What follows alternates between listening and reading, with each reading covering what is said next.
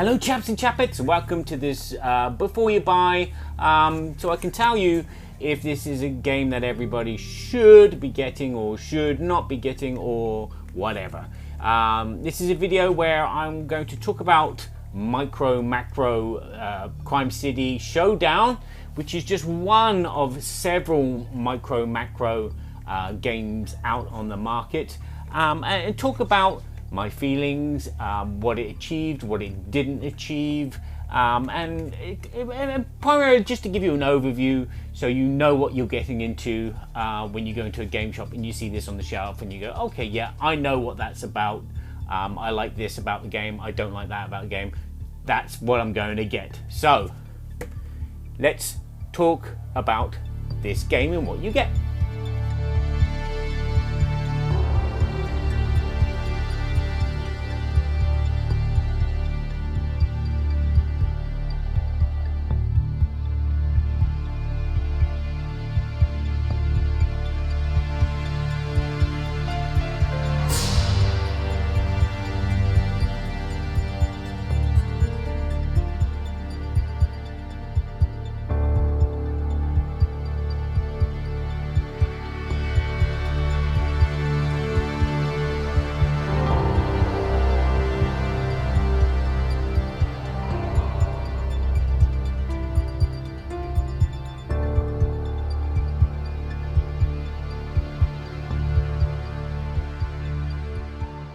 This video was made possible with the help of Game Toppers.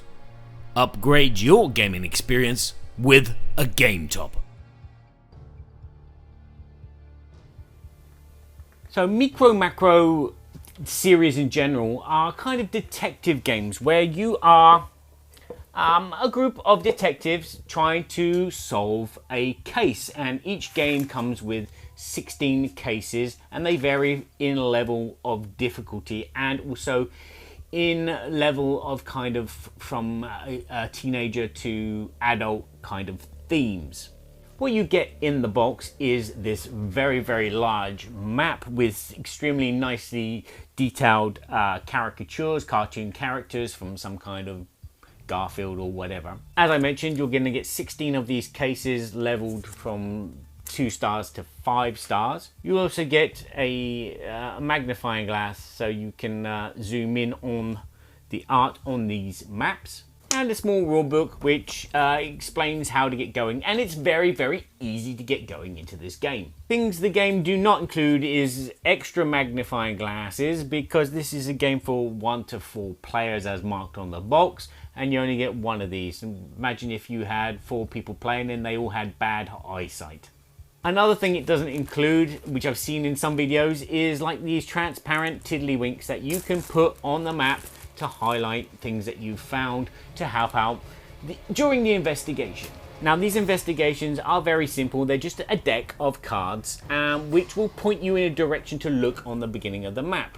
Now, as I said, they start off very simple with the 2-star scenario, and they're kind of family friendly, you know, find out where the hat is gone, find out who stole this from so-and-so. And so you'll get the first card, which will give you a little bit of a background story and say so-and-so is here in this part of the town, see if you can find them. And then you look along the map and you go around until you find them, and then you think you know where they are. Then one player will take that top card, flip it over, and then look at it and tell you if you're right or wrong. If you're right, they will read out the following text and then read out the next question from the deck of cards. If you are wrong, that player is kind of out of the game, so to speak. They don't participate in the continued search of whatever this quest is. They just basically mitigate and maybe give clues if the players seem to be a long way off on figuring out what the answer is. And then eventually the answers will become apparent and people will go, okay, and this keeps the game moving. This is a nice mechanic. Yes, you're going to have to sit out for a bit like a werewolf or something, but you're going to continue playing and this story is going to evolve and unfold, and you will feel some satisfaction with all that. Now, I've heard a lot of comparisons to this game being something like a Where's Waldo or Où est Charlie, if you live in France. But I would say it's more like doing a crossword or a word search together with a group of people, because you are just looking at this thing and you have clues on where this thing is or what's going on. So I'll give you a vague example of what a kind of scenario will be. You will find somebody on the map, okay? And this map is like 1,000 security camera images glued together. So you will see so-and-so here on one end of the street next to the hotel, and then you'll see them a bit further down the road next to the cinema, and then you'll see them crossing the road, and then the question is, where are they going, or what are they doing? And you will just look at this route and you will see that maybe in one instance this person has something in their hand, and the next minute they don't have something in this hand, and then you've got to get the pieces together between those 2 points. What happened? Oh, he went to the post office, so he's got a letter and he's dropped it off at the post office. Little things like that will start coming out during the course of the game. Now, these things will be very, very simple and evident when you look at this map as you're playing. But as the cases become harder and harder, things will become a little bit more intricate. You will have to look for tiny little details on that person.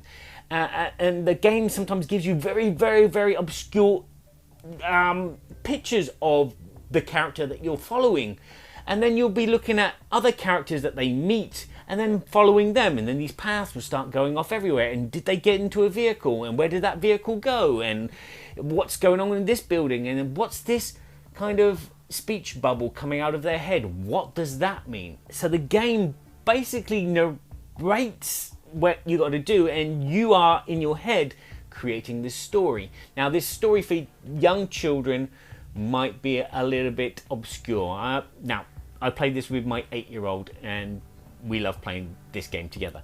But some of the scenarios are very adult, and sometimes he can pick up the wrong kind of clue from them, and he will just go off on a tangent and maybe see something really bizarre and go, oh, look, Daddy, there's a croissant there. I want a croissant now. And it's like, well, we're not doing that story. Or he'll see someone from a previous case and start talking about them. Or he will draw conclusions which are nothing to do with the case and the person that you're following, or the murder that's going on, or whatever. And so this can be a little bit distracting, and I have, from time to time, lost my marbles with him. But at the end of the day, we continue playing, and as I said, he doesn't really get these adult themes of why someone would kill someone, for the jealousy, for the money, for whatever. So the game is really a detective game. You are searching for words in a grid of words. You have your cryptic clue of what that word could be, and you are looking for it intricately on this map. Now, I mentioned that we have magnifying glasses, and this one's from Seventh Continent, which I've added to this to make it so 2 people can look. But you can use your phone, and that is a very practical thing, to have the camera. It zooms in better, and then you can see very nicely all across the board. And if you can stream to your TV, that's a bonus, because then the other players can look on the TV without having to be huddled over the map. Because there are moments when the case is in this little zone here, and so everybody's head's there and in the way, and their shadows are being cast, and that can be a tad annoying. And that's the thing that I like about this game, is because it's co-op in that way, and a big group of players can play. And in fact, one of the things that I like about this game, and one of the reasons why I bought this game, is to try and get my family around the table, and it worked. The games normally start with me and Robin, my 8-year-old, playing this game, and then they will walk past, and then they will hear something, and then they will just join in. So my wife or my daughter will join in, and they will get involved in the case, and we have a fun experience, and we have this high five tapping at the end once we've solved the case. Even if sometimes some of the cases are so difficult, we have to have someone nudge us in the right direction. Now, there is quite a bit of value for money, because this is a game which you can get for about 20 or 30 euros, 25 euros, sorry.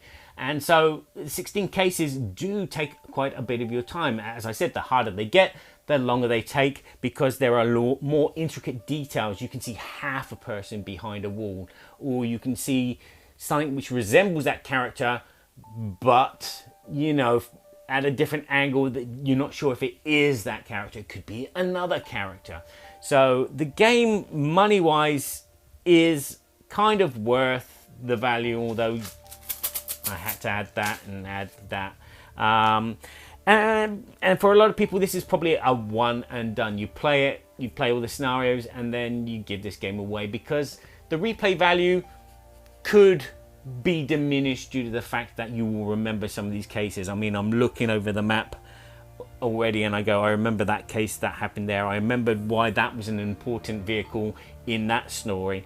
So yeah, there might not be much replayability immediately, but maybe in the future hold on for it for a year or two and then mix it with the other versions of the game, so you've got 4 or 5 different versions of this game that you can jump between, just to shake things up a bit. Now, I have kind of started playing it again, but I'm using it as a teaching tool to teach English by actually reading these cards in English and getting the young students to talk back in English. You know, find the person with the torn trousers.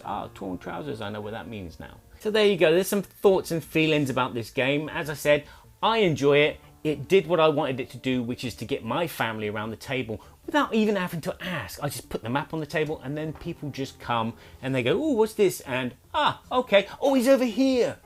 And that's what gives me pleasure, is having people participate and be part of a team to work together to do this this game, to solve these crimes, to solve this crossword. Find the words in the word search. Production is really well done. There's some nice little pop culture references hidden on the map as well, so that will keep you amused as you find dead bodies here and murder weapons there and bags of money and vehicles exploding. All of that is on this map, and it's all enjoyable and a pleasure to see. Unless you have bad eyesight, or you're the player that doesn't have the magnifying glass, so you can't look down. So yeah, but benefits of this, it's a good co-op game to get everyone looking. Negatives is it's a one and done for some people, and that you're going to be scrutinizing a map very, very closely and getting in each other's way and whatever. But yeah, definitely highly recommend it, although I wouldn't recommend it for very young children like 8-year-olds. The game box says 10 and plus, BGG says 12 and plus, but that might be just because of the region. But yeah, my son still plays it because it is just a interactive word search. So there you go, there's some thoughts and feelings about MicroMacro Crime City Showdown. Hopefully this has pointed you and helped you out decide whether this type of game is the kind of game that you should be putting on your shelf and keeping, or maybe just testing with a friend if they've got a copy. As I said, this is something that I'm going to be investing a bit more into because it does what I want it to do, get family together, which is, it feels good. Especially when you're a casual gamer. So there you go, thanks for watching, thanks for getting to the end of this video, and if you've liked it, just give it a like. If you know someone that might appreciate this, in my words of wisdom, share this with someone else. And again, go and watch someone else's video, see what they tell you about these types of games. Don't just take my word of opinion for it. Take it like a general spat of people and paste it together yourself. Figure out the crime yourself. Thanks for watching. Ciao for now. Just sitting